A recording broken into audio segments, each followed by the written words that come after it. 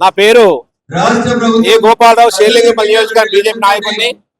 ఈ రోజు రైతు హామీల జన దీక్షకు ప్రతిస్పందన వచ్చిన ఆశల ప్రజానీకాన్ని చూస్తుంటే ముఖ్యమంత్రి వర్యులు రేవంత్ రెడ్డి గారు ఈ రైతుల రుణాపై 30% తీర్చలేడు. తీర్చకుండా హైడ్రా పేరుతో ప్రజలను డైవర్ట్ చేసుకుంటా అట్రప్లాప్ అయిపోయింది కాంగ్రెస్ ప్రభుత్వము.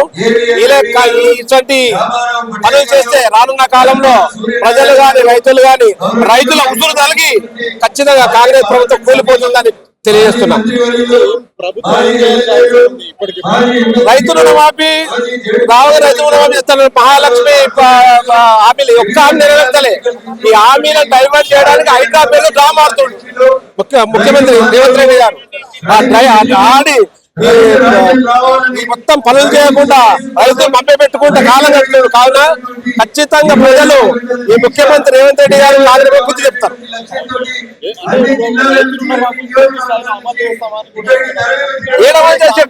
ఓన్లీ 30% అమలైంది. ఎవరు చాలా మంది రైతులు మోసపోయారు. ఎప్పుడెప్పుడు ఈ కాంగ్రెస్ ప్రభుత్వం పోతుందో అనవసరం కాంగ్రెస్ ప్రభుత్వం ఓటేస్తాము, కాంగ్రెస్ కూడా బాధపడుతున్నారు రైతులు గాని ప్రజలు గాని. ఇక ఒక ఆత్మహత్య చేసుకుంటే ముసలావిడ వాళ్ళ ఉసురు కలిగి రేవంత్ రెడ్డి సర్వనాశనం అయిపోతారు.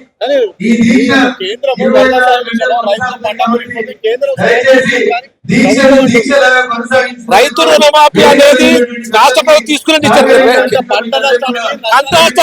మోడీ ప్రభుత్వం చేస్తున్నది కదా. ప్రధానమంత్రిగా నరేంద్ర మోడీ గారు అనేక పథకాలు రాష్ట్రానికి ఇస్తుంది. ఆ పథకాల మధ్య పెట్టి ఏదో వీలు చేస్తున్న నాటకం ఆడి రేవంత్ రెడ్డి గారు రాష్ట్రాన్ని పట్టించారు. ధన్యవాదాలు.